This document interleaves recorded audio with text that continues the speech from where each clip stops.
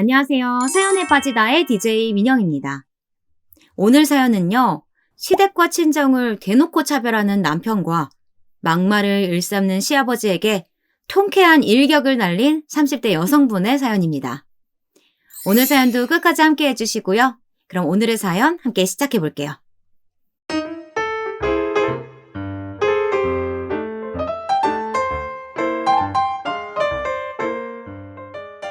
안녕하세요. 저는 30대 중반에 두 돌이 안 된 아기를 둔 엄마입니다. 얼마 전 제가 남편과 이혼을 했는데요. 남편과 이혼을 결심하기까지 시댁과 사건 사고가 많았었는데 그 이야기를 들려드리려고 합니다. 저와 남편은 궁합도 안 보는 4살 차이였어요. 저는 대학 졸업 후 바로 회사에 취업을 했고 그때 입사 동기로 남편을 처음 만났습니다. 저와 남편은 입사 동기이기도 했지만 같은 부서로 발령이 나는 바람에 사이가 더욱 가까워졌어요. 그리고 남편과 직장 동료에서 연인으로 발전하게 된 계기가 있었는데요. 우리는 집안 환경이 굉장히 비슷했습니다. 저희 집은 제가 4살, 친오빠가 8살 되던 해에 어머니께서 교통사고로 갑작스럽게 돌아가셨어요. 가족 누구도 예상치 못했던 불의의 사고였고 저희 아버지께서는 홀로 저와 오빠를 키우시느라 고생을 많이 하셨습니다. 당시 아버지께서는 대기업을 다니셨는데 회사 일로 굉장히 바쁘셨기 때문에 저와 오빠가 중학생이 될 때까지 친할머니께서 돌봐주셨습니다. 일찍이 어머니께서 돌아가시는 바람에 저희 남매는 또래보다 빨리 철이 들었고 뭐든지 저희 스스로 해낸 것 같습니다. 친오빠는 늘 바쁜 아버지를 대신해 저에게 관심을 가져주며 때로는 엄마, 때로는 아빠가 되어주었습니다. 비록 어머니는 안 계셨지만 아버지와 저 그리고 친오빠는 각자의 위치에서 열심히 살아왔고 세 가족이 똘똘 뭉쳐서 행복한 가정을 이루기 위해 노력했던 것 같아요. 반면 남편의 가족 이야기를 잠시 해보자면요. 남편이 초등학생 때 아버지와 어머니께서 이혼을 하셨다고 해요. 남편 어렸을 적 기억에는 아버지와 어머니께서 많이 싸우셨는데요. 그런 아버지와 더 이상 함께 살기 어려웠던 어머니께서 어린 남편을 홀로 집에 남겨두고 도망 나왔다고 하네요. 어린 남편 입장에서는 본인 혼자 집에 덩그러니 남겨두고 아버지로부터 도망친 어머니가 굉장히 원망스러웠다고 합니다. 성인이 돼서도 여전히 어머니에 대한 원망이 남아있다고 하더라고요. 그래서 그런지 남편은 아버지에 대한 사랑이 애틋했어요. 보통의 아들 같으면 성인이 되고 나서 아버지와 사이가 서먹서먹하기 마련인데요. 남편은 평상시에 아버지께 자주 연락드리고 낚시, 등산 등 취미생활을 함께할 정도로 친하게 지냈습니다. 그러다 보니 저와 남편 모두 홀아버지 밑에서 엄마 없이 자랐기 때문에 공감대가 많이 형성되더라고요. 저는 결혼하기 전까지 아버지와 친구처럼 잘 지내는 남편의 모습이 참 좋았는데요. 지금 생각해보면 그런 모습이 저에게 화가 되어서 돌아올지는 꿈에도 상상하지 못했던 것 같아요. 그렇게 저와 남편은 공감대를 형성하며 3년 정도 연애를 한 끝에 결혼식을 올렸습니다. 그런데 남편과 결혼식을 준비하는 과정이 순탄치만은 않았어요. 처음 시아버님께 정식으로 인사를 드리러 집에 갔을 때였습니다. 잔뜩 긴장하여 시아버님께 고개를 숙여 인사를 드리려는데 처음 어른을 만나는 자리인데 절을 올려야 하지 않겠느냐고 하시는 거예요. 남편에게 시아버님이 예의를 중시하시는 분이라는 걸 미리 들었기 때문에 남편과 함께 바로 절을 올렸습니다. 그리고 나서 시아버님이 먼저 운을 떼시더라고요.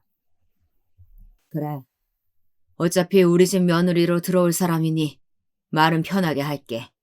괜찮지? 이름이 지선이라고 했나? 홀아버지 밑에서 자랐다고 하던데 아버지께서 고생이 많았겠구나. 사돈 뗄 분이 나랑 동갑이라고 들었는데 지금 하고 계신 일은 있고? 저희 아버지께서는 얼마 전 대기업 임원으로 명예퇴직을 하셨어요. 20년 넘게 회사 생활을 하시고 퇴직을 하신 거라서 지금은 따로 경제활동은 하지 않으시고요. 봉사활동하며 지내고 계십니다. 제 이야기를 듣자 시아버님께서는 인상을 찌푸리더라고요. 봉사활동? 봉사활동하면 뭐 떨어지는 게 있다고. 쓸데없이 봉사활동하느니 경제활동하는 편이 훨씬 낫지. 나는 칠순이 가까워진 나이에도 아직까지 경비일 하고 있는데 말이야. 100세 시대에 아버님께서 아무 일도 안 하고 계신다니. 에이.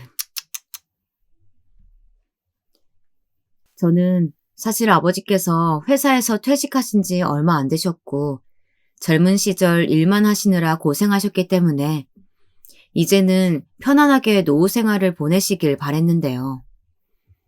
시아버님께서는 지금 경제활동을 안 하고 계시는 저희 아버지를 못마땅하게 생각하시는 것 같더라고요. 그리고 갑자기 시아버님께서는 남편 손을 잡으며 말씀을 이어나가셨어요. 나는 자식이라고는 우리 성욱이 하나밖에 없기 때문에 참 의지를 많이 하고 있어.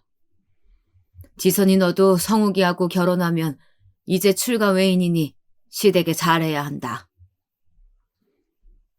저는 당연히 결혼하면 시아버님께 잘할 생각이었지만 출가 외인이라는 말이 왠지 귀에 거슬리더라고요. 요즘 세상에 딸이 결혼한다고 해서 남이 되나요? 아들이든 딸이든 결혼해도 여전히 부모님 자식인 건 매한가지이죠.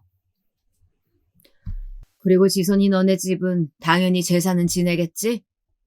우리 집안은 조상님을 모시는 걸 중요시 여기는 집안이다. 참, 너네 집 본가는 어떻게 되니? 우리 집안은 밀양 박씨 국당 공파인데 1년에 한 번꼴로 친지들이 모여서 단합대회를 하지. 이제부터 지선이 너도 참석해야겠구나. 저는 사실 본관도 자세히 모르고 더욱이 기독교 집안에 살면서 제사를 지내본 적이 단 한 번도 없었습니다. 아버님, 저희 집은 제사를 지내지 않아서요. 종교적인 문제로 제사를 지내지 않아 저도 지금까지 제사를 지내본 경험이 없습니다. 본관에 대해서는 저희 아버지께 한번 여쭤볼게요. 시아버님께서는 저희 집이 제사를 지내지 않는다고 하자 제사를 지내지 않는 집안은 인성이 안 됐다고 하며 혀를 내두르시더군요. 집안마다 가풍이 다른 것인데 제사를 지내지 않는다고 해서 인성까지 거론하시니 시아버님 말씀을 계속 앉아서 듣고 있자니 기분이 점점 나빠지더라고요. 그런데 옆에 있던 남편은 시아버님 말씀에 동의하는 듯이 고개를 끄덕이더니 말을 거들었습니다. 지선아, 우리 아버지 말씀대로 조상을 모시는 건 정말 중요한 일이야. 지금까지 제사를 지내보지 않았다고 하니까 결혼하면 하나부터 10까지 배울 게 많을 것 같다. 내가 옆에서 잘 알려줄 테니까 우리 하나씩 배워보자. 저는 남편의 말에 정말이지 어이가 없었습니다. 연애를 하면서 단 한 번도 집안에 제사가 있다고 언지를 준 적이 없었거든요. 남편과 연애할 때는 잘 몰랐는데 시어머님과 함께 있어서 그런지 몰라도 남편이 굉장히 가부장적이고 보수적인 것처럼 느껴졌습니다. 그리고 남편과 신혼집을 얻는 과정에서 시아버님과 갈등이 있었는데요. 여느 커플이 결혼할 때와 마찬가지로 저희도 둘이서 모은 돈만으로는 전셋집 하나 구하는 게 힘들더라고요. 그래서 저는 당연히 대출을 받아 전셋집을 구할 생각을 하고 있었는데요. 갑자기 남편이 저희 아버지께서 그동안 모아두셨던 돈이나 회사를 퇴직하시면서 받았던 퇴직금이 있을 텐데 저희 결혼하는데 보태달라고 말씀드려보는 건 어떻겠냐고 하더라고요. 저는 단칼에 그건 안 된다고 이야기했습니다. 오빠, 우리 친오빠도 결혼할 때 아버지한테 돈 한 푼도 안 받고 결혼했어. 나도 친오빠도 성인 되고 나서 아버지한테 경제적으로 독립하려고 취업하기 전까지 열심히 아르바이트 했었다고 이야기했었잖아. 그동안 아버지께서 어머니 없이 우리 키워주신 걸로도 감사한데 노후 자금으로 쓰셔야 하는 소중한 돈을 내 결혼식 자금에 보태달라고는 절대 말씀드릴 수 없어. 제가 친정아버지께 돈을 보태달라고 하는 건 절대 안 된다고 하자 남편은 되레 기분이 나빴는지 화를 내더라고요. 그럼 나는? 나 결혼한다고 우리 아버지께서 돈 보태주신다고 하셨는데 나도 아버지께 돈 한 푼도 안 받아야 서로 형평성이 맞는 거네. 저는 사실 시아버님 돈도 받고 싶지 않았고 그저 우리 힘으로 결혼하는 게 맞는다고 생각이 들었는데요. 그래서 남편에게도 시아버님께 돈을 받지 말라고 이야기했습니다. 지선아, 요즘 같은 세상에 부모님께 손 안 벌리고 결혼하는 커플이 어디 있는 줄 알아? 처음부터 내 집 마련해서 가정 꾸리는 거랑 힘들게 대출금 갚아가면서 시작하는 거랑 얼마나 차이가 큰 줄 알아? 너희 아버님께서도 조금만 돈 보태주시면 우리 아파트 25평 정도는 매매할 수 있는데 왜 혼자서 똥꼬집이야. 아, 답답해 죽겠네 정말. 저는 남편이 화가 나는 이유를 이해할 수 없었습니다. 왜냐하면 남편이 저에게 결혼하자고 프로포즈를 할 때 분명히 저는 친정 아버지한테 손 안 벌리고 제가 모은 돈으로만 결혼할 거라고 이야기했었거든요. 그때는 남편도 저와 빨리 결혼을 하고 싶은지 알았다고 해놓고서는 이제 와서 다른 이야기를 하니 어이가 없더라고요. 그렇게 남편과 신혼집 장만 때문에 말다툼을 벌이고 나서 헤어졌는데요. 그날 당일 늦은 저녁 시간에 시아버님께서 전화 한 통이 왔습니다. 지선이니? 나 성욱이 아비다. 성욱이 말 들으니까 너희 아버님께서 결혼 자금을 한 푼도 보태주지 않는다고 하셨다며. 하나밖에 없는 딸이 결혼을 하겠다는데 돈을 한 푼도 보태주지 않는 집이 있다는 게 말이나 되냐?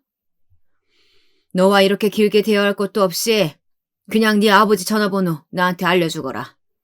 내가 직접 너희 아버지랑 얘기해 볼 테니까. 저는 결혼하기도 전에 시아버님 되실 분이 예비 며느리한테 밤늦게 다짜고짜 전화해서는 저희 아버지 전화번호를 알려달라고 하니 당황스럽더라고요. 아버님, 송구스럽지만 저희 아버지 전화번호는 당장에 못 알려드릴 것 같아요. 아직 상견례하기 이전이기도 하고요. 두 분이서 한 번도 얼굴 뵙지도 못했는데 저희 아버지께 다짜고짜 전화를 거시면 예의가 아닌 것 같아요. 그리고 결혼 자금만큼은 제가 스스로 모은 돈으로 해결하고 싶습니다. 저 그동안 돈 열심히 모아놨어요. 성욱 오빠한테 들으셨는지 모르겠지만 오빠가 모은 돈보다 3천만 원 정도 더 많이 모은 것 같습니다. 그 돈을 저희 아버지께서 보태주신 거라고 대신 생각해 주시면 안 될까요? 제가 강경하게 이야기하자 전화 너머로 화가 난 시아버님의 씩씩대는 목소리가 들려왔습니다. 지선이 너 정말 말이 안 통하는구나. 이런 애를 며느리로 들여야 한다니. 에이, 성욱이한테 들었는데 너네 아버님께서 지금 사시던 아파트에서 빌라로 이사 간다고 하시던데 맞니? 아버님께서 돈이 없으신 거면 그냥 그렇다고 솔직히 이야기하면 될 것을 꼬래 지금 내 앞에서 자존심 부리는 게냐? 저는 저희 아버지께서 빌라로 이사 간다고 무시하시는 시아버님께 화가 났습니다. 사실 저희 아버지는 친오빠에 이어 제가 결혼한다고 하자 굳이 평수가 큰 아파트 집에 혼자서 사실 필요가 없다며 작은 평수의 빌라로 이사를 가신다고 한 거였거든요. 시아버님이 하신 말씀에 기분이 무척이나 나빴지만 그 상황에서 제가 어떤 말을 하든 화만 돋구는 것 같아서 잠자코 하시는 말씀만 듣고 있었습니다. 네 고집이 그렇다면 내 알아들었다. 다만 나는 예정대로 우리 하나밖에 없는 아들 고생시키고 싶지 않구나. 정욱이한테 말한 대로 결혼할 때 보태주기로 한 돈은 예정대로 줄 테니까 너네 신혼집 구할 때 우리 집 근처로 구하는 건 가능하겠지? 시아버님은 제 고집을 꺾지 못하자 제가 괘씸하게 여겨졌는지 갑자기 시아버님 집 근처로 신혼집을 구하라고 하시더라고요. 시아버님 댁은 직장까지 차를 타고 1시간 반 정도 걸리는 거리였고 신혼집으로는 전혀 염두에 두지 않았던 지역이었습니다. 아버님, 그건 제가 오빠하고 상의해 볼게요. 다만 오빠도 저도 아버님 집 근처에서 직장까지 거리가 멀다 보니까 아무래도 다른 지역이 좋을 것 같아요. 아버님 집 근처까지는 아니더라도 가까운 지역으로 한번 알아볼게요. 아버님은 제 답변이 여전히 탐탁지 않으셨지만 더 이상 저에게 할 얘기가 없으셨는지 툴툴대시며 알았다고 하시곤 전화를 끊으셨습니다. 그리고 저희는 결국 시아버님의 성화에 못 이겨 시댁 근처에 신혼집을 구하게 되었는데요. 어찌되었든 신혼집 구할 때 시아버님께서 금전적으로 도움을 주셨고 시아버님 말씀대로 근처 집을 구하는 게 도리라고 생각했습니다. 그리고 제가 남편과 결혼하고 얼마 지나지 않아 시댁에 큰 변화가 생겼는데요. 시아버님께서 벼랑간 새 장가를 드시겠다고 하시는 거예요. 알고 보니 시아버님께서는 경비 일을 하시면서 취미삼아 서예학원을 다니셨는데요. 그곳에서 만나게 된 여성분과 결혼을 올리시겠다고 하신 겁니다. 시아버님이 갑작스럽게 재혼 이야기를 꺼내자 저보다도 남편이 더 당황한 눈치더라고요. 그도 그럴 것이 남편이 어렸을 때 시아버님께서 이혼하시고 20년 이상 되는 세월 동안 새로운 여성분을 단 한 번도 만나신 적이 없으셨거든요. 그동안 이성에 대한 관심이 전혀 없으신 줄 알았는데 저희가 결혼하자마자 새 장가를 가겠다고 하시니 남편 입장에서는 당황스러울 수밖에요. 시아버님은 빨리 새 장가를 들고 싶으셨는지 결혼하실 분을 당장에 데리고 올 테니 저희 부부와 함께 만나자고 하셨습니다. 그런데 시아버님 댁이 아닌 저희 집에서 굳이 만나자고 하시더라고요. 지선아, 아무래도 네가 나서서 요리 좀 해줘야겠구나. 너희 시어머님 되실 분이 해산물을 좋아하시니까 고기보다는 해산물 위주로 요리 좀 해주렴. 아무래도 직접 요리해야 하니 우리 집보다는 너네 집에서 만나는 게 더 좋겠구나. 저는 사실 요리를 잘 하지도 못하지만 해산물은 특히나 손질이 많은 요리라 자신이 없었습니다. 사실대로 말씀드리고 차라리 식당에서 만나 뵙는 게 어떨지 말씀드릴까 고민하던 찰나에 남편이 대신 나서서 이야기하더라고요. 아빠, 지선이 요리도 잘 못하는데 그냥 식당에서 만나는 게 어때요? 솔직히 아직 결혼도 안 했는데 굳이 저희가 집에 모셔서 손수 음식까지 만들어 대접해야 하는 건지 잘 모르겠어요. 저는 남편의 말에서 시아버님이 새 장가 드시는 게 못마땅하다는 걸 느낄 수 있었습니다. 시아버님도 남편의 말에 가시가 돋아있어 기분이 언짢으셨지만 새 장가 드시는 게 아무래도 아들 눈치가 보이시는지 잠시 생각해 보시다가 알았다고 하시더라고요. 그렇게 저희 부부는 시아버님과 결혼하실 분을 식당에서 처음 만나 뵙게 되었습니다. 저희 부부는 식당에 일찍 도착해서 기다리고 있는데 시아버님께서 예비 시어머님의 손을 잡고 들어오시더라고요. 예비 시어머님은 한눈에 봐도 미인이신데다가 귀품이 느껴졌습니다. 그리고 처음 인사하는 자리라 많이 어색하셨을 텐데도 저희 부부에게 먼저 다정다감하게 말을 거시더라고요. 네가 성욱이구나. 아버지께 이야기 많이 들었다. 아버지 말씀대로 듬직하고 책임감이 넘치는 아들인 것 같네. 그리고 옆에 계신 아리따운 여성분은 성욱이 와이프군요. 며느라기라고 불러야 되는데 아직 많이 어색하네. 사실 내가 딸이 하나 있었는데 어린 나이에 백혈병으로 하늘나라에 일찍 갔었거든. 지금 살아있었다면 며느라가 나이 정도 되었을 텐데. 예비 시어머님께서는 옅은 미소를 지으시며 먼저 세상을 떠난 따님분 이야기를 하셨는데요. 그 이야기를 듣자 괜스레 제 마음이 찡해지더라고요. 저도 어렸을 때 어머니께서 교통사고로 돌아가셨거든요. 말씀을 듣다 보니 돌아가신 저희 엄마가 생각나네요. 예비 시어머님과 저는 첫 만남이었지만 가족을 잃은 아픔에 대해 서로 측은지심을 느낄 수 있었습니다. 집에 돌아와 남편과 이야기를 해보니 남편도 예상했던 것과 달리 예비 시어머님이 생각보다 마음에 드는 눈치더라고요. 여보, 아버님도 여보가 결혼할 때까지 그동안 아무도 안 만나시고 얼마나 외로우셨겠어. 오늘 만나뵌 여성분 인상도 좋으시고 직접 대화도 나눠보니까 좋으신 분 같더라.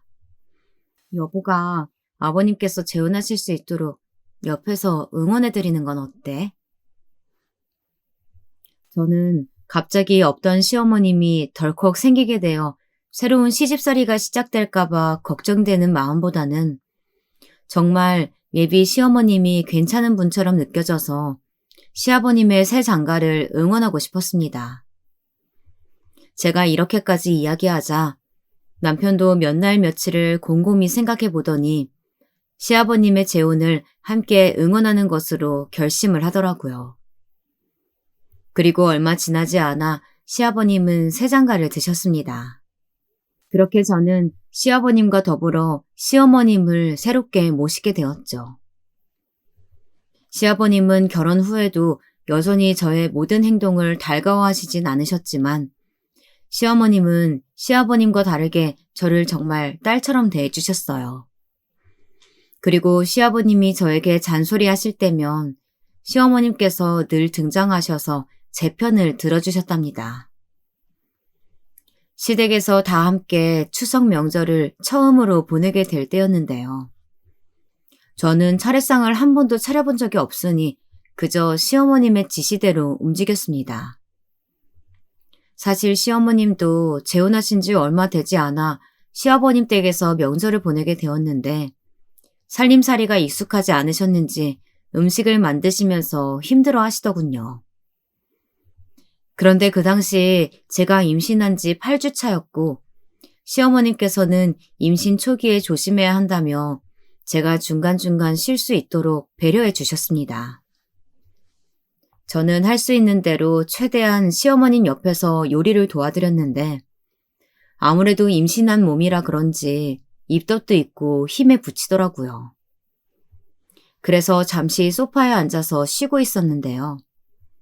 시아버님이 그 모습을 보시고는 못마땅해 하시면서 한 소리 하셨습니다. 지손이 너는 젊은 애가 시어머니가 부엌에서 왔다 갔다 움직이고 있는데 그렇게 편하게 소파에 앉아있으면 마음이 편하니? 옛날 같았으면 여자들이 임신한 몸으로 밭도 메고 집안일도 모조리 맡아서 다 했건만 우리 며느리는 눈치 없이 명절에 태평하게 앉아나 있고. 저는 시어머님과 계속 부엌에서 일하다가 입덧 때문에 잠시 쉬고 있는데 그런 식으로 시아버님께서 말씀을 하시니 기분이 언짢더라고요. 그래도 속이 너무 울렁거려 어쩔 수 없이 계속 소파에 앉아 있었는데요. 제가 아무런 움직임이 없자 시아버님은 한 말씀 더 하셨습니다. 우리 아들이랑 며느리는 하룻밤만 묵는 게 아니고 이틀은 더 지내다 갈 거지? 너희 시어머님까지 이렇게 네 식구가 함께 있는 것도 처음인데 차례 지내고 하루만 더 있다 가거라. 저는 당연히 차례가 끝나면 친정집으로 바로 갈 생각이었는데 시아버님께서 그렇게 말씀하시자 당황스럽더라고요. 아버님, 명절이니 저도 저희 친정집에 인사드리러 가야 해서요. 친정아버지가 기다리실 텐데 아무래도 내일 차례 지내고 바로 가봐야 할 것 같습니다. 제가 그렇게 이야기하자 시아버님은 혀를 끌끌 차며 화를 내셨습니다. 너는 어쩜 애가 예전부터 어른이 얘기하면 네 알겠습니다라고 했던 적이 한 번도 없는 것 같구나. 시아버지가 이틀 묵고 가라고 하면 거두절미하고 알겠다고 해야지. 옛날 같았으면 겸상도 어려울 판에 어른 말씀에 말됐구나 하고. 집안 교육을 어떻게 받은 건지 원. 으이. 그때 남편은 옆에서 가만히라도 있지. 시아버님 말씀에 말을 덧붙여서 제 화를 더 돋구더라고요. 여보, 형님네가 아버님 댁에서 이틀 묵고 가시라고 하면 안 돼? 그리고 그러면 아버님 혼자 안 계셔도 되잖아. 결혼하고 첫 추석 명절인데 아버지 말씀대로 하는 게 어때? 아무리 팔은 안으로 굽는다고 하지만 어쩌면 남편이 임신한 아내 편을 들어주지는 못할 망정 뚫린 입이라고 그렇게 이야기하는지 어이가 없었습니다. 시어머님과 남편이 합세하여 저를 곤란하게 만들자 시어머님이 나서시더라고요. 여보, 지선이도 귀한 집 딸이에요. 사돈어른께서 평상시에 딸도 자주 못 보는데 명절이라고 사위하고 딸이 오는 걸 얼마나 오매불만 기다리시겠어요. 우리는 집도 가까워서 자주 볼 수 있잖아요. 내일 차례 끝내고 바로 보내줍시다. 시어머님이 직접 나서서 그렇게까지 이야기하자 시아버님은 툴툴대시더니 알았다고 하셨습니다.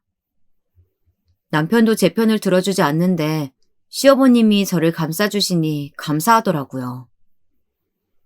그리고 그 다음 날 시어머님께서는 사돈께 가지고 가라며 추석 음식을 한 보따리 싸서 주셨습니다.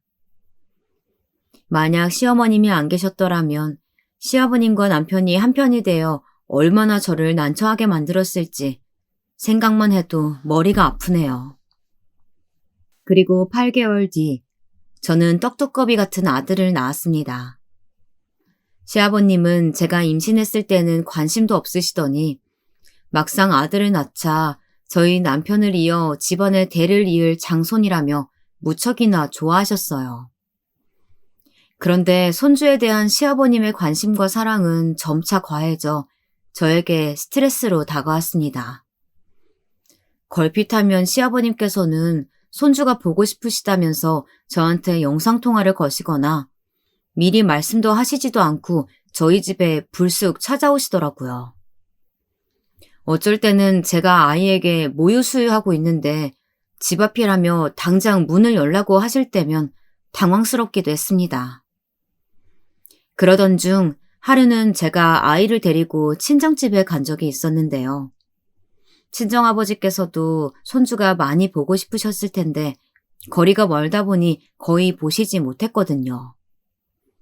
사실 저도 아기를 낳고 매일같이 찾아오시는 시아버님 때문에 스트레스를 받다 보니 그날따라 친정집에 가서 편하게 쉬고 싶더라고요. 그런데 그날도 어김없이 시아버님께서 저한테 미리 연락도 하시지 않고 저희 집으로 찾아오셨습니다. 아무리 배를 눌러도 반응이 없자 저에게 전화를 하셨고 저는 사실대로 아기를 데리고 친정집에 왔다며 이야기를 했습니다. 그런데 시아버님께서 깜짝 놀라시더니 전화 너머로 큰 소리를 내시더라고요. 너는 생각이 있는 게냐 없는 게냐? 어린 아기를 데리고 멀리까지 갈 생각을 하다니? 혼자 아기 돌보기 힘들었으면 가까이 있는 시댁으로 올 것이지. 거기가 어디라고 친정집으로 가? 얼른 우리 손주 데리고 집으로 오지 못해? 저는 아기를 데리고 친정집에 간 것이 그렇게까지 잘못한 일인지에 대해 도저히 이해할 수 없었습니다. 그런데 제 옆에서 시아버님과 전화통화 소리를 듣고 있었던 아버지께서 시아버님 말씀대로 제가 어린 아기를 데리고 멀리까지 온 것이 잘못한 일이라며 꾸짖으시더라고요. 그리고 저희 집까지 데려다 줄 테니 얼른 아기 데리고 나갈 준비를 하라고 하셨습니다. 그렇게 저는 아버지께 떠밀려 차를 타고 집으로 향했습니다. 그런데 시아버님께서는 집에 가시지 않고 여전히 저희 집 주변을 서성거리고 계시더라고요. 어쩔 수 없이 시아버님과 저희 친정아버지가 마주칠 수밖에 없었고, 시아버님은 이때다 싶어 저희 아버지께 한 소리 하셨습니다. 사돈, 그렇게 안 봤는데 손주가 보고 싶으셨으면 직접 딸네 집으로 오실 노릇이지. 그렇게 엉덩이가 무거우셔서 어떻게 하세요? 그리고 말 나온 김에 지선이가 시아비를 알기를 얼마나 개똥같이 알았으면 제가 하는 말마다 늘 또박또박 말대꾸를 하는지 원. 집안 교육이 제대로 된 것 같지 않아 제가 하나부터 열까지 가르치느라 힘들어 죽겠습니다, 사돈. 저는 저희 아버지께 대놓고 집안 교육이 잘못됐다며 비난하시는 시아버님께 화가 치밀어 올랐습니다. 그런데 저희 아버지는 시아버님 말씀에 화가 날 법도 하지만 혹시나 제가 시아버님께 흠이 잡힐까봐 꾹 참고 미소를 지으며 말씀하시더라고요. 아이고 사돈 말씀대로 우리 지선이가 엄마 없이 자라다 보니까 부족한 점이 많습니다. 제가 어려서부터 예의 바르게 키우려고 애썼는데 사돈 눈에는 성에 차지 않더라도 우리 지선이 이쁘게 봐주셨으면 좋겠네요. 제가 귀하게 키운 딸이니 아무리 화가 나시더라도 너무 역정만 내지 마시고 딸처럼 이쁘게 봐주시길 부탁드립니다. 친정아버지께서 허리를 굽혀 이렇게까지 말씀하시니 저는 속이 많이 상했습니다. 시아버님도 저희 아버지께서 공손하게 말씀하시니 마지못해 알겠다고 하시더라고요. 그리고 저는 그날 저녁 남편에게 그날 있었던 일들을 이야기하며 이제는 다시 시아버님이 다짜고짜 저희 집에 찾아오는 일이 없도록 대신 이야기해달라며 부탁했었는데요. 돌아오는 남편의 대답이 어이가 없더라고요. 여보, 내가 얘기 들었을 때는 여보가 잘못한 것 같은데? 그리고 우리 아버지께서 손주가 보고 싶어서 우리 집에 찾아오시는 걸 내가 어떻게 막겠어. 난 또 무슨 일이라고. 장인어른도 여보가 잘못한 것 같으니까 우리 아빠한테 고개 숙이고 들어오신 거지. 저희 남편이 이번만큼은 제 편이 되어줄 거라고 믿었는데 시아버님은 잘못한 게 하나도 없고 모두 제 탓인 것처럼 돌리니 남편에 대한 믿음이 점차 사라지더라고요. 매번 시아버님과 남편이 짜고치고 저를 골탕 먹이는 것만 같았습니다. 여보, 나 정말 힘들어. 며느리 사랑은 시아버지라던데 나는 시어머니보다 더한 시아버지한테 시집살이 당하고 있으니까 이게 말이 된다고 생각해? 여보가 내 배우자면 중간에서 내가 힘들지 않도록 조율도 해주고 우리 아기랑 편히 쉴 수 있도록 도와줘야지. 시아버지가 매번 우리 집 비난하는 것도 한두 번이지. 나 이대로는 스트레스 받아서 정말 여보랑 못 살 것 같아. 지금 대놓고 경고 아닌 거니까 앞으로는 중간에서 똑바로 처신하도록 해. 제가 이대로는 남편과 도저히 못 살겠다고 경고하자 남편도 이제서야 심각성을 깨달았는지 미안하다고 하더라고요. 알았어. 여보가 그렇게까지 우리 아버지 때문에 스트레스 받는 줄 몰랐네. 내가 앞으로는 중간에서 잘 주율하도록 노력할게. 미안해. 남편의 미안하다는 말이 진심인지는 모르겠지만 앞으로 시아버님과 갈등이 없도록 중간에서 잘 조율하겠다는 남편의 약속을 이번에는 정말 마지막으로 믿어보기로 했습니다. 그런데 얼마 지나지 않아 시아버님과 더불어 남편과의 갈등이 최고조가 된 사건이 발생했는데요. 저희 친정아버지와 시아버님이 동갑이시다 보니 같은 해에 칠순생신을 챙겨드리게 된 거예요. 저희 친정아버지 생신이 시아버님보다 좀 더 빨랐고 저는 거창하게 해외여행까지는 아니더라도 국내 여행으로 가까운 곳에 펜션을 빌려 놀러 가자고 남편에게 이야기를 했는데요. 남편이 형님네까지 가족이 몇 명인데 펜션 빌리는 것도 돈이 많이 든다고 간단하게 가족끼리 모여서 식사 한 끼 하자고 하더라고요. 저는 아무리 그래도 칠순생신인데 그냥 식사만 하고 넘어가는 게 아쉬워서 남편한테 다시 이야기해 보았습니다. 여보, 돈이 많이 들어서 그러는 거면 내가 우리 오빠랑 이야기해 볼게. 우리만 돈 내야 하는 것도 아니고 친오빠네랑 나눠서 여행 준비하면 얼마 돈 안 될 거야. 환갑도 아니고 칠순이신데 간단히 식사만 하는 건 너무 성의 없지 않아? 나중에 아버님 칠순 때도 그렇게 하려고 할 거야? 제가 시아버님 칠순 생신까지 묶어서 이야기하자 남편이 잠깐 눈치를 보더니 이야기하더라고요. 그러니까 하는 말이야. 올해 아버님 두 분 모두 칠순이신데 코로나 시기에 거창하게 하는 것도 그렇고 두 분 다 가족끼리 식사하고 선물 드리는 걸로 하자. 여보는 우리 아기 돌보는 것도 힘들 텐데 식당 예약이나 선물은 내가 다 알아서 준비할 테니까 걱정 말고. 처음엔 남편이 괜히 하는 말이려니 싶었지만 저도 곰곰이 생각해보니 코로나 시기에 여러 명이 모여서 국내 여행을 가는 것도 마음에 걸리긴 하더라고요. 거기다 남편이 웬일인지 먼저 나서서 장인어른의 칠순 생신을 위해 식당 예약부터 선물까지 모두 준비를 하겠다고 하니 든든했습니다. 안 그래도 친오빠랑 아버지 칠순 생신 때문에 잠깐 통화했는데 오빠도 사업 실패하고 다시 재개하느라 정신없는 것 같더라고. 그래서 이번에는 내가 나서서 준비하려고 했는데 여보가 이렇게까지 우리 아버지 생신 신경 써주니까 너무 고맙다. 남편은 멋쩍은 듯 웃으며 머리를 긁었습니다.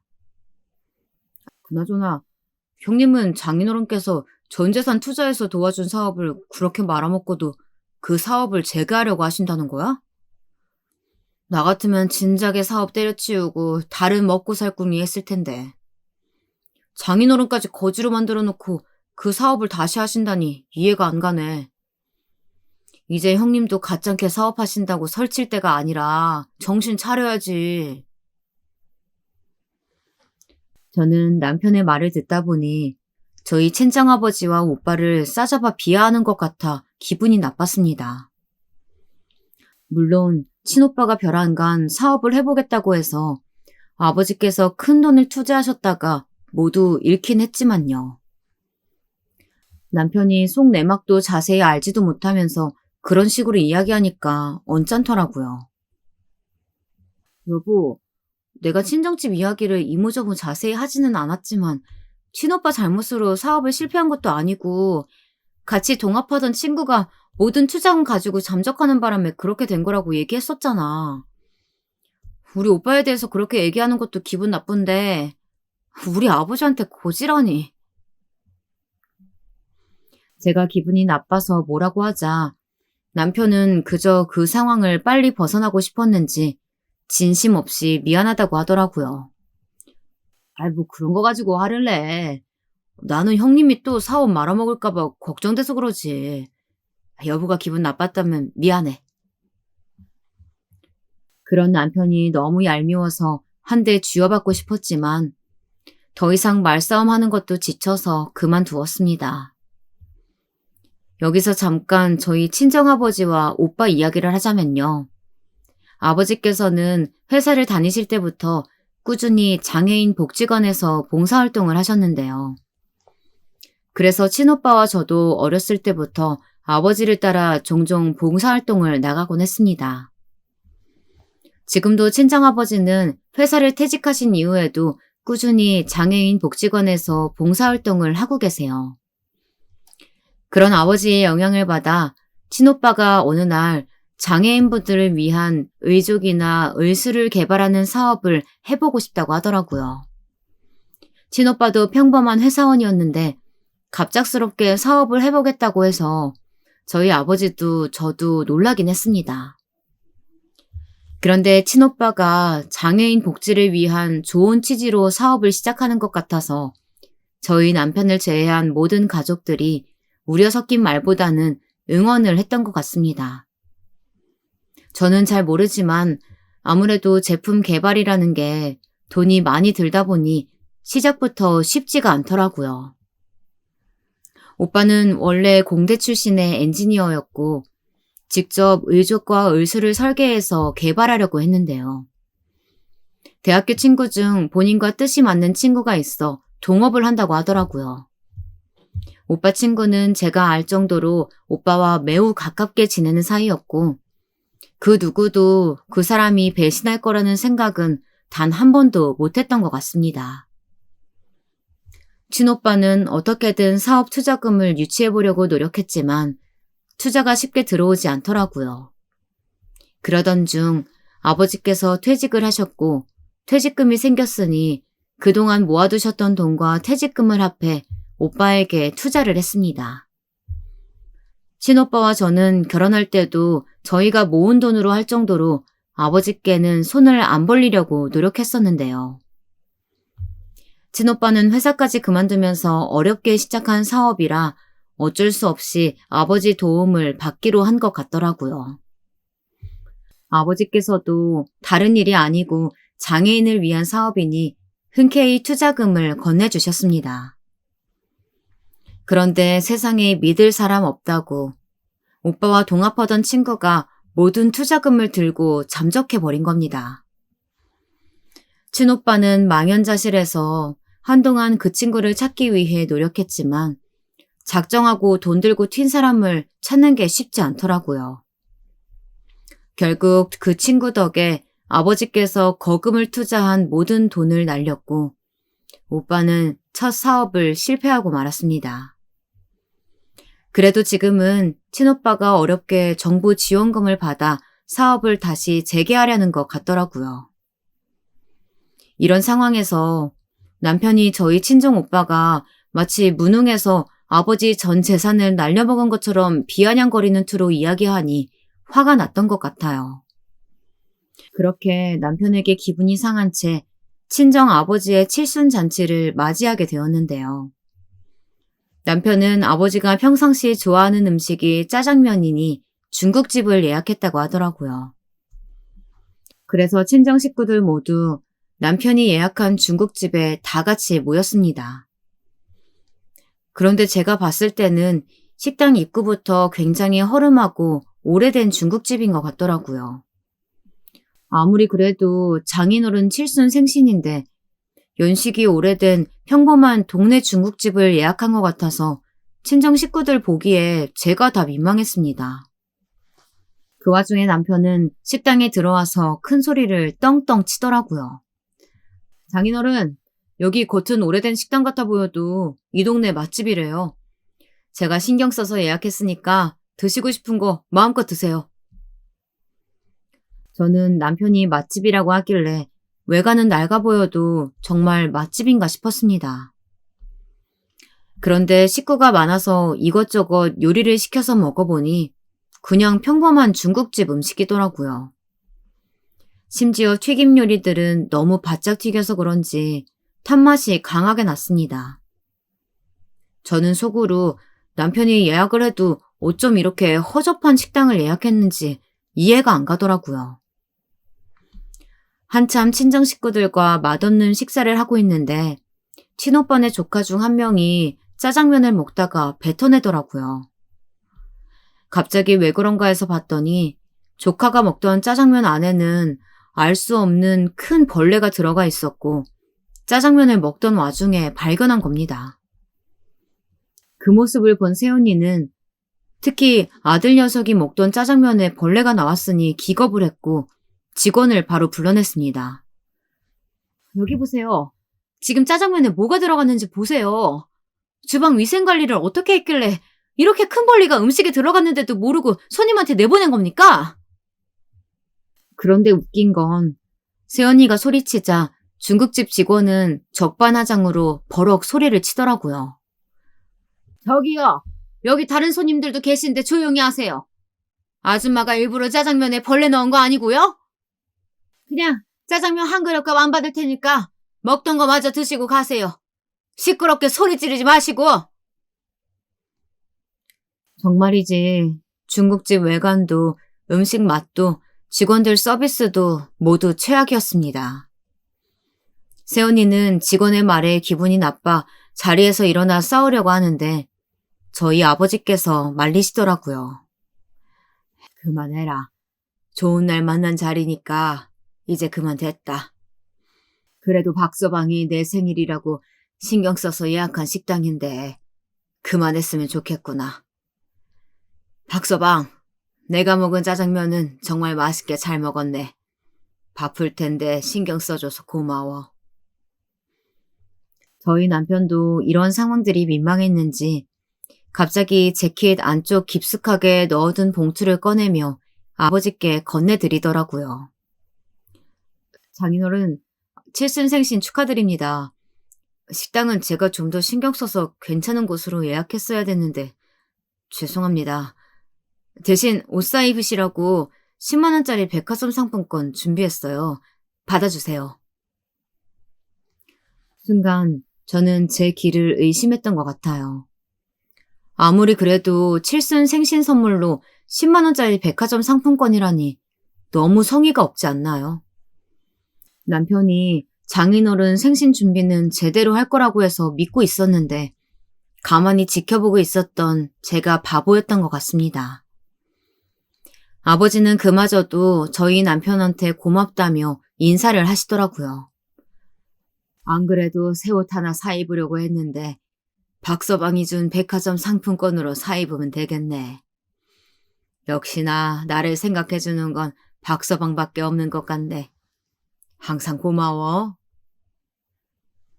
남편은 아버지 말씀에 뿌듯했는지 어깨가 으쓱해져서 웃고 있는데 저는 어이가 없더라고요. 그날 저녁 그렇게 친정 식구들과 헤어지고 화가 나서 남편에게 한 소리 했습니다. 여보, 아무리 그래도 장인어른 칠순이신데 10만 원짜리 백화점 상품권이 뭐야? 그럴 거였으면 나한테 미리 어떤 선물을 하는 게 좋을지 물어보지 그랬어. 요즘 백화점에서 옷 하나 사려고 하면 얼만 줄 알아? 차라리 금액을 좀 높여드리던가. 10만 원이 뭐야? 그리고 얼마 전에 여보 회사에서 두둑하게 보너스도 받았다며. 제가 언성을 높이자 남편도 기분이 나빴는지 버럭 소리를 치더라고요. 참네. 형님네는 아무것도 준비 안 하시고 내가 식당 예약부터 선물까지 다 준비해서 갔는데 나한테 고생했다고는 하지 못할 망정 뭐라고? 남편 알기를 우습게 봐도 유분수지. 어디서 나한테 큰 소리야? 그래. 곧 있으면 다시 시아버님 칠순생신 다가오는데 여보가 어떻게 할지 한번 지켜볼게.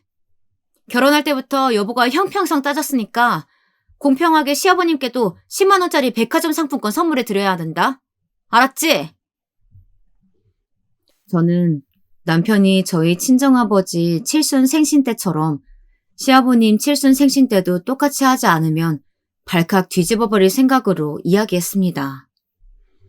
사실 마음 같아서는 회사에서 받은 보너스는 어디에다 다 썼는지, 왜 아버지 생신 선물을 그따위로 허접하게 했는지 좀 더 추궁하고 싶었지만 꾹 참았어요. 계속 화를 내봤자 제 입만 아플 뿐이지 남편은 본인이 잘못한 게 없다며 잡아댈 게 뻔했거든요. 그리고 몇 주 뒤 시아버님의 칠순 생신이 찾아왔는데요. 이번에도 남편이 저희 아버지 때처럼 본인이 모든 걸 준비하겠다고 저에게 나서지 말라고 신신당부를 하더라고요. 그래서 저는 또다시 아무것도 모른 채 남편이 예약한 식당으로 갔습니다. 그런데 출입문부터 금태로 둘러싸여져 있는 고급 한식당으로 예약했더라고요. 식당 앞에는 값비싼 외제차들이 줄지어 주차되어 있었습니다. 시아버님은 뭘 이렇게 비싼 식당을 예약했냐고 하면서 표정은 날아갈 것처럼 행복한 표정을 지으시더라고요. 저는 속으로 저희 아버지 칠순 생신 때 갔던 중국집과 너무나 비교가 돼서 그때부터 기분이 언짢았습니다. 식당에 들어가서 비싼 코스 요리를 먹고 있는데 그때부터 시아버님이 제 속을 긁기 시작하셨어요. 지선이 너는 정말 결혼 잘한 줄 알아라. 남편이 능력 있으니까 아버지 생신이라고 이렇게 고급진 식당도 예약할 수 있는 거야. 남편 덕분에 이렇게 좋은 식당에서 코스 요리도 먹어보고 앞으로 시부모님한테 더 잘하고 네 남편은 하늘 모시듯이 해야 된다. 저는 이미 기분이 언짢은 상태였는데 시아버님이 그렇게 말씀하시니 인내심에 한계가 오는 것 같더라고요. 그리고 식사를 끝마치고 다 같이 식당 밖으로 나가려는데 갑자기 남편이 호주머니에서 차키 하나를 꺼냈습니다. 아버지, 이거 받으세요. 그동안 저 키워주셔서 감사드립니다. 아버지 환갑 때 제대로 선물도 못 드린 것 같아서 그때 것까지 제 마음 담아서 선물 준비했어요. 아버지께서 평상시에 노래 부르시던 1억짜리 벤츠예요. 남편은 식당 주차장에 주차되어 있던 외제차 중 흰색 벤츠를 가리키며 아버님께 차키를 건넸습니다. 저는 그 순간 정말 벙쪘는데요. 장인어른한테는 고작 10만 원짜리 백화점 상품권 선물하더니 본인 아버지한테는 1억짜리 벤츠를 선물한다고? 저는 속으로 열불이 나서 별별 생각이 다 들었던 것 같아요. 그리고 시아버님은 상상치도 못한 값비싼 칠순 선물에 기분이 좋으셨는지 벤츠 앞에서 덩실덩실 춤을 추셨습니다. 역시 우리 하나밖에 없는 아들이 최고구나. 딸 키워봤자 출가 외인이지 다 소용없어요. 우리 아들이 역시 최고다. 사랑한다, 우리 아들. 시아버님은 벤츠 선물이 무척이나 마음에 드셨는지 저희 남편을 껴안고 볼뽀뽀를 연거푸 하셨습니다. 그런 모습을 바로 눈앞에서 보고 있자니 정말 역겹더라고요. 저는 남편이 저희 친정아버지와 비교도 안 될 만큼 호화한 선물을 시아버님께 전달하여 화가 잔뜩 나 있었고 당장이라도 따지고 싶었습니다. 제가 화가 나서 얼굴이 빨개지자 시아버님이 저한테 한 소리 하시더라고요. 지선이 너는 왜 아까부터 계속 벌레 씹은 표정하고 있는 게냐? 우리 성욱이가 나한테 차 한 대 뽑아준 게 그렇게 못마땅한 게냐? 저는 그 자리에서 더 이상은 참을 수가 없어 울분을 터뜨렸습니다. 네, 아버님. 아버님이 귀하게 여기시는 하나밖에 없는 아들이 장인어른 칠순 선물로는 뭘 해드렸는지 아세요? 10만 원짜리 백화점 상품권이 다예요. 1억짜리 고급 벤츠하고 비교가 된다고 생각하세요? 얼마나 저희 아버지를 우습게 봤으면 장인어른한테는 고작 10만 원밖에 안 썼겠어요? 제가 화가 솟구쳐 대들자 시아버님은 당황하셨는지 잠시 주춤하시더라고요. 아버님께서 저한테 어른 공경할 줄 알아야 한다고 하셨죠? 아드님께서 어른 공경하는 걸 집안에서 개똥으로 배워서 그런지 장인어른 칠순 생신 때는 음식에 벌레 나오는 중국집을 예약해서는 친정 식구들 앞에서 당당하게 맛집이라고 소개하고요. 달랑 10만 원짜리 백화점 상품권 선물 준비했다고 그렇게 생색을 내더라고요. 아버님, 아드님께서 오늘 돈 쓴 걸 생각하면 제 입장에서는 벌레를 10,000개쯤 씹은 듯한 기분이네요. 아주. 저는 그동안 쌓였던 울분을 모두 토했습니다. 제가 이렇게까지 이야기했는데도 시아버님은 아랑곳하지 않으시더라고요.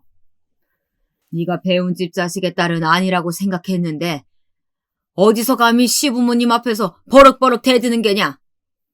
우리 아들이 사돈한테 그렇게까지라도 해준 게 다행이라고 생각해야지. 사람이 분수에 맞게 행동하고 바랄 걸 바라야지. 무슨 본관도 없는 거지 같은 집안에서 10만 원짜리 백화점 상품권도 감지덕지해야지. 저는 시아버님께서 저희 집안을 또다시 비하하시는데 이런 집안에서 제가 계속 이런 취급을 받으며 남편과 계속 살아야 하나 싶었습니다. 그런데 그 순간마저도 남편은 제 편을 들기보다는 시아버님 편이 되어 저를 비난하더라고요. 여보, 내가 옆에서 듣다 보니까 말이 좀 심하네. 내가 어른 공경을 안 했으면 장인어른께 그렇게까지 안 해드렸을 거야. 그리고 걔 종자 집안하고 우리 집하고 같냐? 사람이 격에 맞게 행동해야지. 장인어른께서는 지금 가지신 거라고는 빌라 집 한 채밖에 없으신데 전 재산 다 날리고 우리 아버지처럼 벤츠 몰고 다니시는 게 어울린다고 생각해? 내가 장인어른 분수에 맞게 10만 원짜리 백화점 상품권 해드린 게 그게 그렇게 당신한테 욕먹을 일이냐고. 저는 남편이 시아버님보다 한술 더 떠서 저희 집안을 개종자 집안이라고 무시하자 이제는 헛웃음이 나왔습니다. 남편은 시아버님 밑에서 자란 하나밖에 없는 아들인데 당연히 시아버님하고 똑같이 생각하고 똑같이 행동하는 게 당연한 거더라고요. 그걸 이제서야 깨닫게 되다니 저는 더 이상은 정말 남편과 살 수가 없겠다는 생각이 들었습니다. 그래.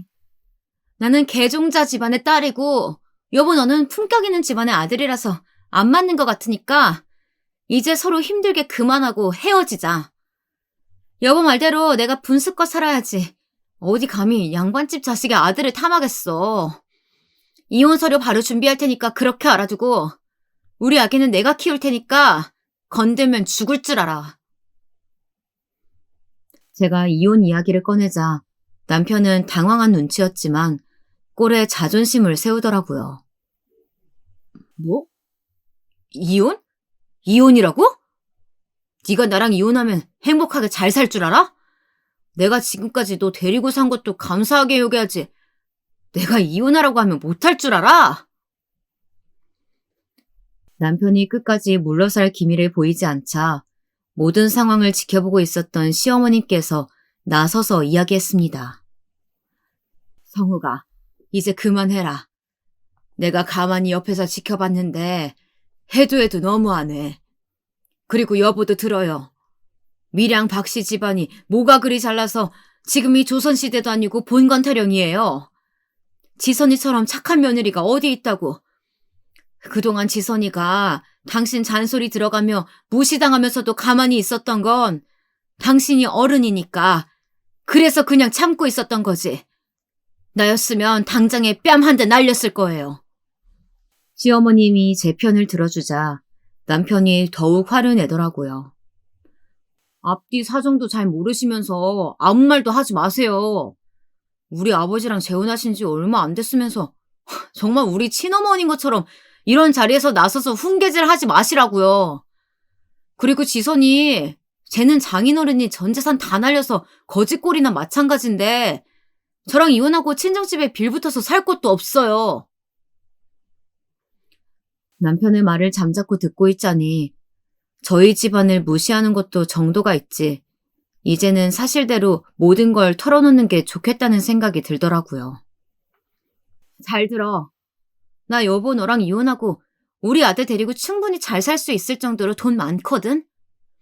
우리 아버지가 친오빠한테 전 재산 투자했다가 망해서 거지꼴 됐다고 비하했었지? 친오빠한테 투자했던 거, 돈 그거 아마도 우리 아빠 전 재산의 10분의 1 정도도 안 될걸? 그리고 빌라로 이사 간다고 무시했었지? 그 빌라 건물 전체가 우리 아버지 소유고 아버지께서 소유한 집만 해도 전국에 여러 채야. 진짜 거지는 너네 집안이지. 어디서 감히 우리 집이랑 비교를 해?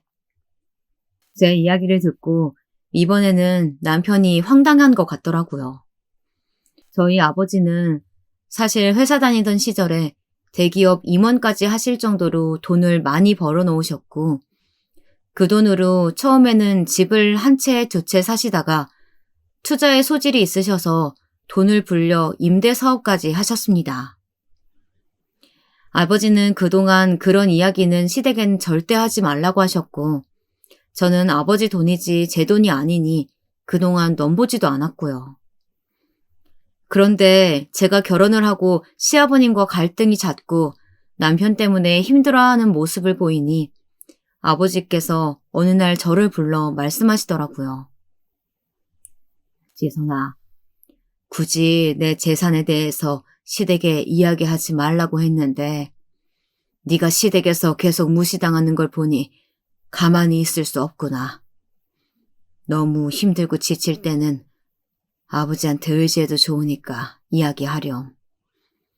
그런 일이 있어서는 절대 안 되겠지만 네가 박서방과 헤어지고 싶을 정도로 그렇게 너무 힘들면 아버지는 항상 네 편이니까 언제든 이야기해. 아버지가 자립할 수 있도록 도와주마. 제가 이혼을 선언하고 아버지의 진짜 정체를 밝혔더니 남편은 그제야 저에게 잘못했다며 싹싹 빌더라고요. 제발 다시 받아달라며 앞으로는 잘하겠다고 무릎까지 꿇었는데 남편에 대한 믿음이 사라지다 보니 모든 말들이 거짓처럼 느껴지더라고요. 이제는 정이 떨어지다 못해 남편 얼굴조차도 쳐다보기가 싫었습니다.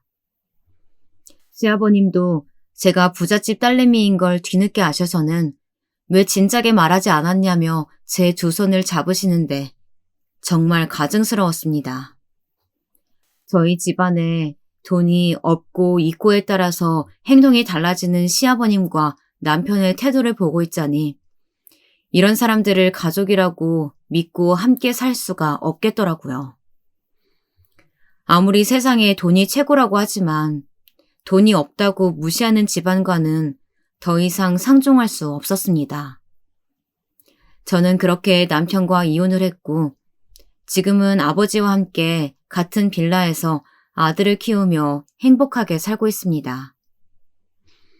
지금까지 제 긴 사연 들어주셔서 감사합니다.